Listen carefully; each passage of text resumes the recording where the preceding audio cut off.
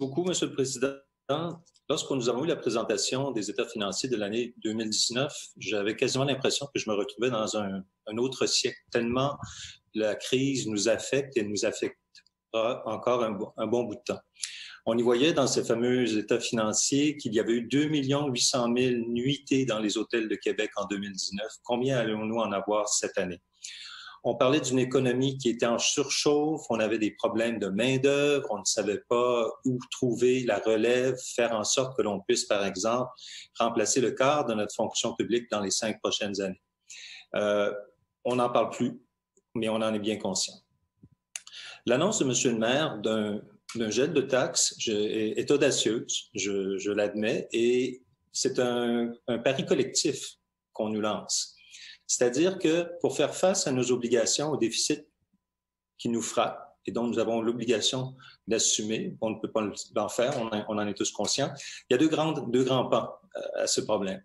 Du côté transport en commun, la Fédération canadienne des municipalités fait énormément d'efforts pour que le gouvernement fédéral vienne en aide pour les budgets de fonctionnement des réseaux de transport en commun, et c'est essentiel.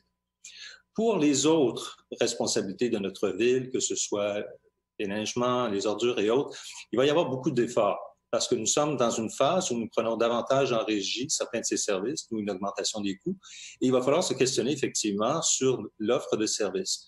M. le maire a dit en point de presse qu'il n'était pas question d'affecter les services aux citoyens. Ben oui, mais en même temps, l'effort collectif qu'on nous demande, les coupures qu'il va falloir faire, vont nécessairement avoir un impact sur nos services. Va nécessairement avoir un impact sur la masse salariale. Nous venons de conclure des ententes importantes avec les différents syndicats de notre ville, mais dans le contexte, il va sans doute falloir revoir ces ententes et travailler conjointement avec nos syndicats.